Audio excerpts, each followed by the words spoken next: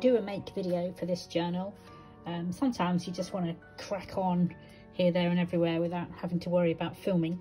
So I started it, and then I wished, of course, that I had done a make video because I'm rather proud of it actually. I really love this one.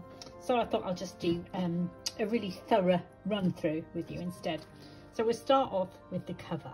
It's very witchy, isn't it? I really love this. This is some Tim Holtz cardstock, which I then took a stencil and sprayed some Tim Holtz again, mica spray through this, and I used Iron Gate. So I used two different stencils on the front and the back. And what you end up with is this lovely leathery look. And then I've grunged up the edges and sanded it back a bit and used distress inks. The cover has some ribbon on to give it a natural kind of feel, and you'll also see bits of string throughout, and you'll understand why those bits of string are there as I go through. So what I wanted to do with this journal was just let my imagination flow, and I thought, let's make a witch's grimoire, a spell book, somewhere that's full of secrets. I always love, let's go a bit closer, I always love having little tuck spots and hidey holes in my journal, and little places where you least expect to find things. So that's what I've tried to do on here. Another thing I've done a lot of in this journal is use some of the digital printouts that I've created myself. Some of these are for sale in my Etsy shop, and some of them might eventually get to be for sale. It takes so long to list, I'm telling you. But let's start and have a look through. So we start off with a tuck spot.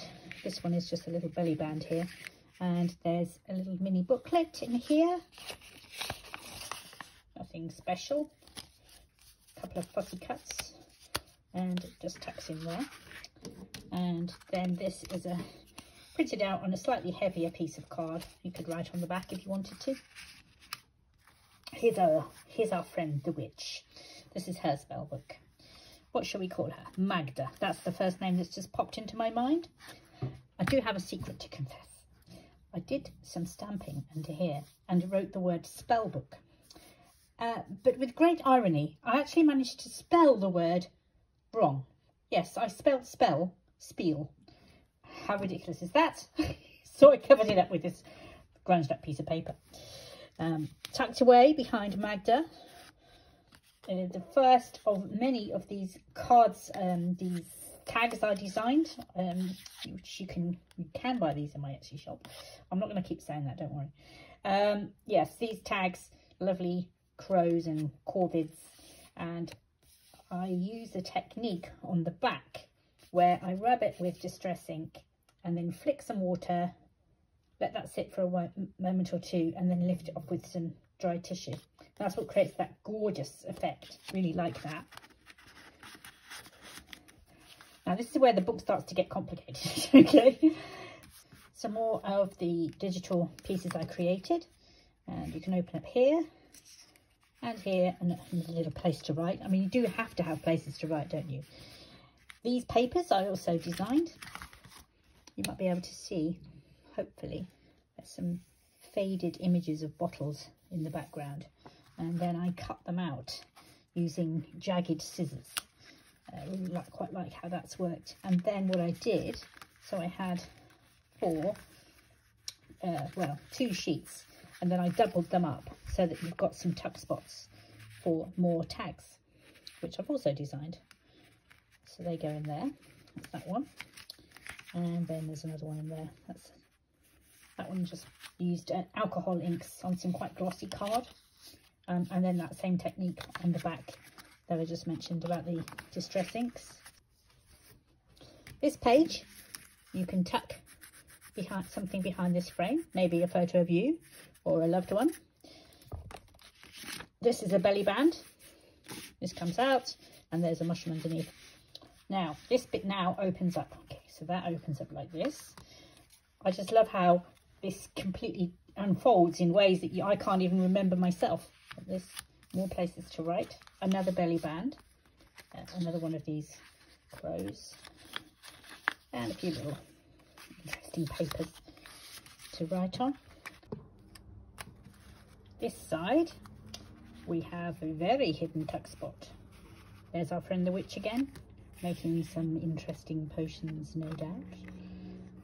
There's the strings and the weavings of her spells. And there's one of her crow familiars hiding behind there. And then when we turn the page, we have yet more tuck spots and more little tags. Nice little amethyst crystal there. Here's another crow and some scrapbook papers that I bought. Got those, I can't remember where I got those actually, I've had them a while. Nice burnt edges, I like that. And more little elements and strings and spells. You can open this up, places to write. And then here you open, ta-da! And there's a message from Mr. Shakespeare himself. To thine own self be true. There we go. Carefully close that. Some more of my bottles that I designed. And the last page, we'll come to that bit in a minute. That's the best bit. Some scrapbook papers, some book pages layered up so that it looks like this has been around a very long time. And you can probably just make out some lovely shiny mica spray on there. I think it's called Burning Ember. It's one of the Tim Holtz ones. Another tag in there. Another mushroom and an owl familiar this time. And then we open up this. Ta-da! It's an accordion folder and it's got lots of tags inside that I designed as well. So it feels, I don't know, it feels really, makes me happy, this does. I just loved making it so much. I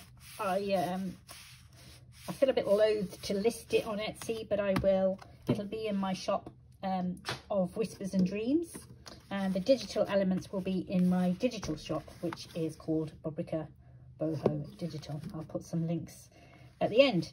Anyway, I hope you really enjoyed watching that, and come back soon for my next week.